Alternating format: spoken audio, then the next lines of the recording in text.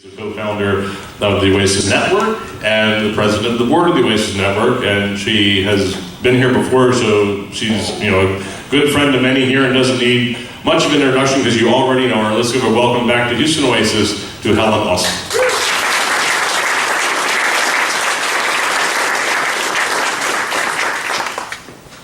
Thanks. It's really, really wonderful to be back here. Feels like it's been too long, and it's almost surreal. I mean, it's really been exciting to have Birmingham, the future Birmingham Oasis launch team here, but then to see Peggy here from Wichita, because this has all happened so quickly. This is just really cool just to see so many familiar faces from all around the country where we all, value community and people, above all things. So thanks for having me back. So in February of 2012, Adbusters, which is a Canadian anti-consumerist publication, sent an email to 90,000 of its subscribers with a title of "A Million Man March on Wall Street." This is the day that Occupy Wall Street was born. Later that month, they sent a subsequent email saying America needs its own Tahrir. And the idea snowballed from there. A blog post in July of 2011 proposed a peaceful occupation of Wall Street to protest corporate influence on democracy, the lack of legal consequences for those who brought about global crisis of monetary insolvency, and an increasing disparity in wealth. And you may recall the protest was promoted with an image featuring a dancer atop Wall Street's iconic charging bull. The protest itself didn't begin until September 17th. A Facebook page for the demonstration began 2 days later, on September 19th, featuring a YouTube video of earlier events. By mid-October, Facebook listed 125 Occupy-related pages. And some reports held that nearly 600 occupations and protests grew out of that. That's an insanely short amount of time. All started by social media. However, to the organizers and protesters' dismay, none of their concessions were granted. None. Other recent large movements that have been immobilized by social media have seen similar poor outcomes. Movements in Bahrain, Egypt, Taiwan, Ukraine, and Hong Kong, all experiencing the perceived ease of starting a movement, but struggling to know how to sustain it and bring about lasting change. This reality has been brought to light in a really great TED Talk by a sociologist by the name of Zainab Tufekci. And she shared, quote, "Nowadays, a network of tweets can unleash a global awareness campaign, which is amazing, but their outcomes are not proportional to the size and energy they inspired."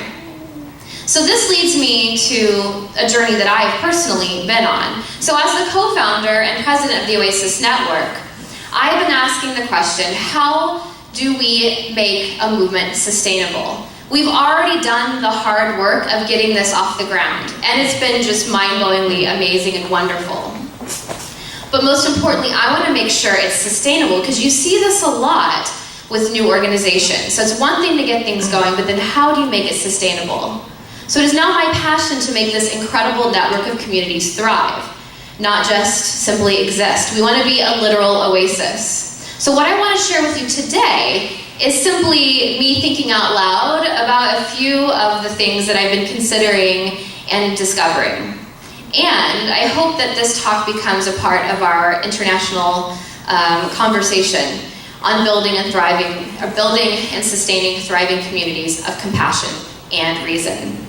And as a side benefit, maybe we can find ways to help support all those new startups that came about after January 20th. I think a lot of us would like to see a lot of those be successful as well, and I feel the same way, but have the same fear for them that I have in wanting to make sure that we make this a very sustainable movement. And I will also note that I am literally scratching the surface on this. In 20 minutes, I don't have the capability really to get deep into this. So please, be understanding with that reality. So Tufekci shares in her TED Talk that in contrast to Occupy and other less successful movements, the civil rights movement experienced very different outcomes. So why is that? She thinks that we may now be overlooking the benefits of doing things, as she says, the hard way. Easier to mobilize doesn't necessarily mean easier to achieve.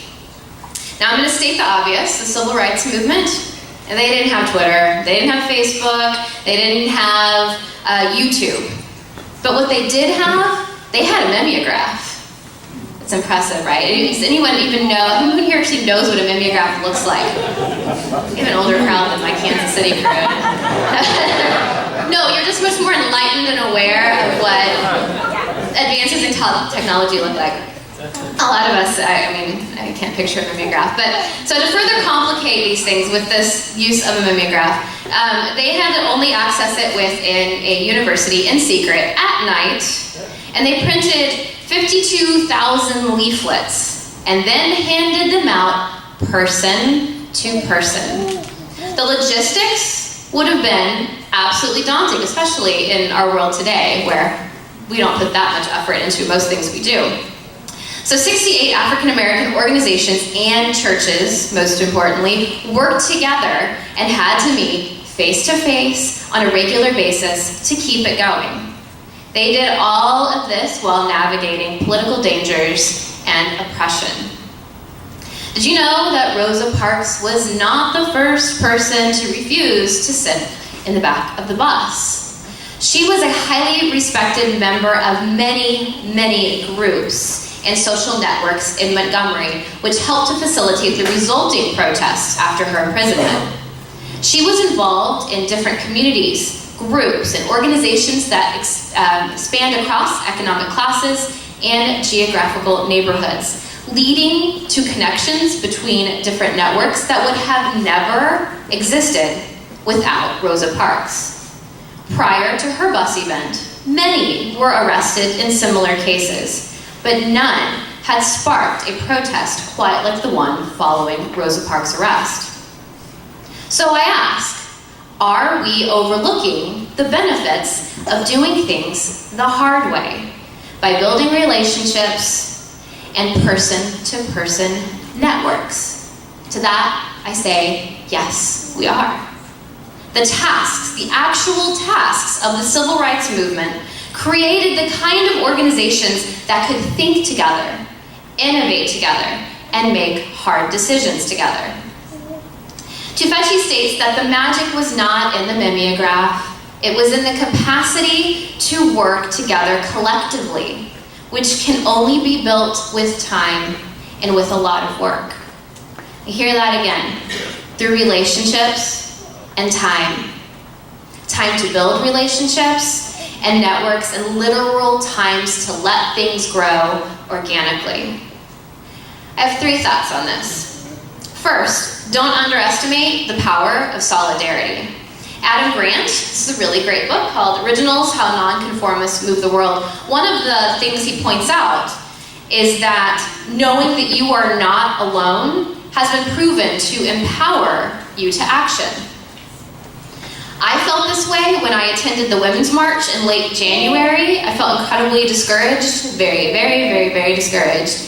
And there's something to be said about standing among thousands of people who feel the same way. And I'm sure many of you can experience the same thing, whether you were at the science march yesterday, and then just in this room. I've known so many people in my own community who, knowing that there's other people who value people over dogma, which shouldn't be rocket science, but in some ways it is, that they feel the same way is incredibly empowering and can help propel you to following through and feeling empowered to chase after the things that you feel are important.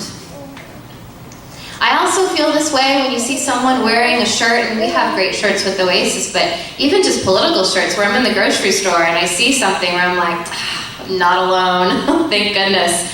There's so much to be said for that. A bumper sticker. I mean, anyone feel good about seeing the good bumper stickers? You know, the ones where you're like, oh yes, I'm not alone. There's a lot to be said for that. Wear some Oasis shirts. You're spreading, you know, the message. The resistance is real. Second, invest in relationships and give them time to develop. Invest. Be a part of a community group. Go out to a dinner and go lots of times. It took me well over a year to develop some of the deep friendships that I now have through my Kansas City Oasis community. This stuff takes time. Unlike the friendships we create on Facebook through just a couple of clicks, real life relationships just don't work like that. So give them lots of time. And also, consider coming to our summit. The whole purpose of that is to expand the ability to build a network across the country, to have friendships. Those of us who went on the cruise, I mean, we had a fabulous time. And I can say that some of my closest friends now, you know, are from Houston, just because, you know, we were on a ship in the middle of the ocean for a span of time. And it was really fun. It's little things like that, including the summit, where we have the opportunity to get to know one another. And then from there, share ideas and maybe feel empowered to chase after something that is very important to us. And not to mention, we're still creating the very DNA of what Oasis is. And we're doing that at the summit. So please be a part of that. Third, this is a marathon, not a sprint. And I even joke that, like, it might be an ultra marathon. You know, like those crazy ones where people jog like 100, they run. I jog. I like walk very quickly when I jog. But those ultra marathons, those 100-mile ones, that's what this is. So grab a friend, grab your best running shoes, and be in it for the long haul. Whether that's here at Oasis or in other movements, get involved and stay involved. A few weeks back, I was having a conversation with one of our Kansas City Oasians, James Morgan. A few of us were talking about Oasis stuff, and he brought up that he really thinks that we need to find a succinct and simple way to describe what we're doing. I don't know if anyone else has experienced the same thing. People are like, what's Oasis? You know, a multitude of, you know, confusion over what we're doing, and labels that don't really fit as to what we are. And so from this conversation, he mentions, you know, think about this. So why do we get together on Sunday to meet together for coffee or dinner? Why do we volunteer around the city? And then he kindly pointed out that you can watch a really great TED Talk at home on your computer, or you can go see really great live music somewhere in your city. You don't have to come here to have that. So why be a part of Oasis? And he proposed this. Be a part of Oasis because we are creating communities for the good of humanity. That's it. Creating community for the good of humanity. I think that's a really great start. At Oasis, we lay the groundwork for people to be empowered, rested, nurtured, fed, and inspired to go out and truly impact the world.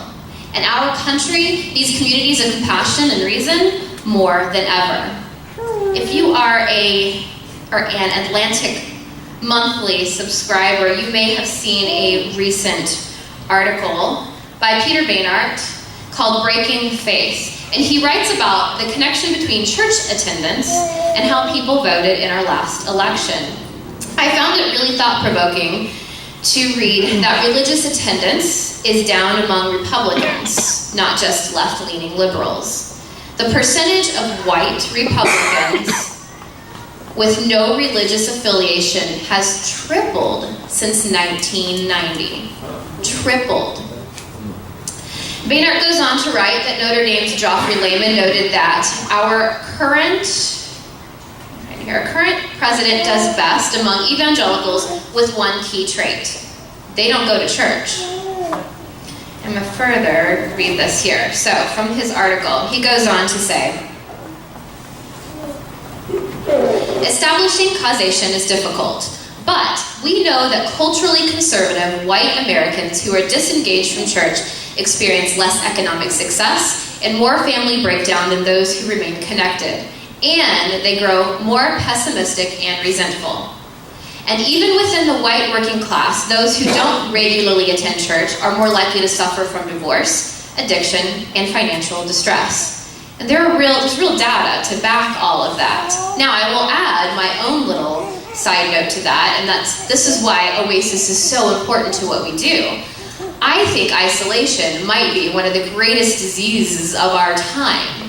Having a great network of supportive friends can be just as good for your health as quitting smoking, as exercise, as watching how much you drink. All of those things your doctors ask you about, they don't ask you, how many friends do you have, right? They should be, maybe that's getting a little too involved, and of course there's 10 minutes they have, to spend with you. But these are things that are so important. I think we're just now starting to realize that, and there's evidence to show this. So we need community more than ever, and that's why we see higher rates of divorce, addiction, financial distress, or just stress in general, however you want to define it. So he goes on, though, to write that when conservatives disengage from organized religion, however, they don't become more tolerant. They become intolerant in different ways. Research shows that evangelicals who don't regularly attend church are less hostile to gay people than those who do. But they're more hostile to African Americans, Latinos, and Muslims. In 2008, the University of Iowa's Benjamin Knoll noted that among Catholics, mainline Protestants, and born-again Protestants, the less you attend church, the more anti-immigration you were. Sure, there are many, many, many elements exerting influence over those outcomes, but isolation and the absence of communities of support that espouse healthy values leaves the narrative being written by people who espouse ideas of intolerance, racism, sexism, and bigotry. And I don't know about you, but I don't want the pen in their hands. We can and are being a part of rewriting the American narrative. And we must all take our own ownership within that. The foundation for sustainability of movements will not be found behind a keyboard. It will not be done by the armchair warriors. I don't know about you, but I don't know if you've seen much productivity achieved over the internet and changing people's minds. If anything, it's more disruptive and volatile than is empowering and helpful. So the foundation of movements, the foundation for movements that change the world, they start right here in rooms like this. They start at your community group, or at the monthly midweek dinner, or that volunteer event. Sustainability relies on the hard and slow work of building community. I think we can all safely say that our culture is and has been shifting significantly. The narrative is being rewritten. But just because our country has become less religious does not mean it's going to begin to espouse humanist ideals. Do understand that. Just because our country is becoming less religious does not mean it will become more humanist.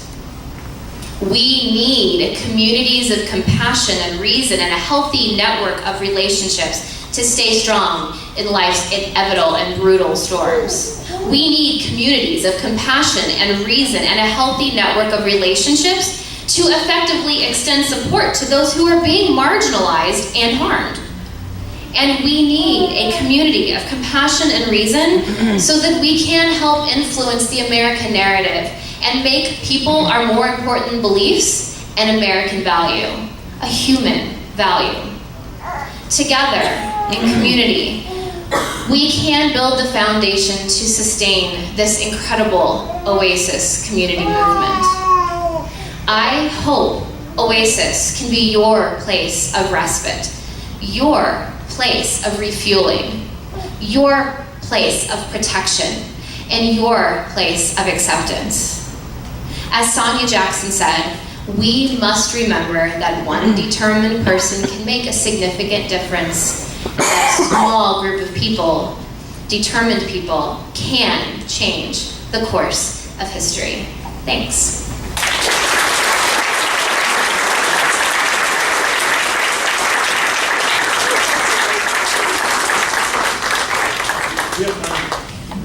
Are we on? Yeah. We have time for a couple of questions, but since I have the mic, I'm going to ask the first question. So since I have a lot of Oasis friends, does that mean I can start smoking again? You need my permission? You said it was like quitting smoking. So, thanks, that was great. One thing I was just thinking in regards to the Occupy movement, I remember myself going and watching that, and when I watched it though, I remember thinking, what are these guys, what do they want? What are they moving towards? And that I think was one of the problems with the Occupy movement, was that it was so all over the place. They knew they were angry at something, that they wanted something, but whenever I asked anybody about that Occupy movement, what it stood for, I could never get a straight answer, even from the people that were involved in it. Yeah. So, don't you think, do you think that the clarity of goals might also affect the success of a movement? Of course. So, I don't know if you've heard like the hedgehog principle, so having that one thing. What's the one thing you are doing? And you should be able to articulate that to anyone. And so with Oasis, our one thing, we want to create community for the good of humanity. Like, that's that one thing that we're trying to figure out. So the filter for anything that we're doing has to be that. Like, so when we decide to move forward and actually, should we have more coffee socials? Well, does it help build community? Well, sure. It's that kind of thing, knowing why you're doing what you're doing. We are not an activist organization. So like, I say things in the sense that I hope people connect and they meet like-minded people, so that if they want to go out and do really incredible things, and that's what happens in communities, that's what happens in history, they happen here, and then you guys can go out and do really awesome stuff. Does that make sense? So I agree. I think that's also the difficulty of things starting on social media. Too many voices out there. It's loud, it's noisy, like visually noisy, so it just kind of sets it up to not be very effective. Any other questions? Comments? Okay. Hey, Gary, you're so far away. Just If you quit smoking, you can get there faster. I did quit smoking. Project, Gary.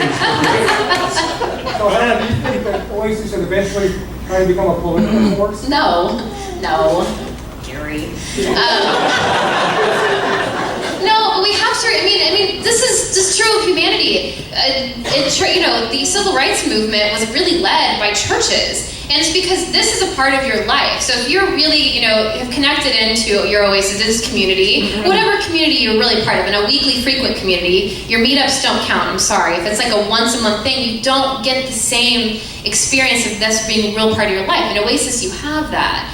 So, but this is where you get to meet and talk with people and generate ideas. You have coffee, like how Mike started the whole conversation with Gary about starting something like Oasis. They were just hanging out, talking, they knew each other.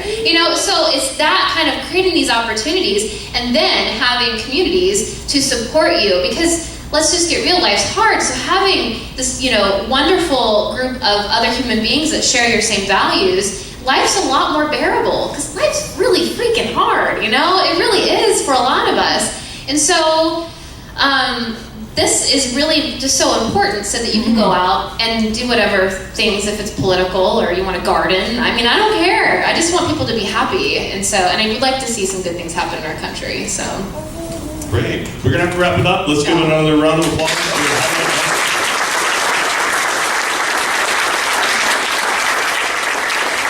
Did you just censor me? Is that because I said that?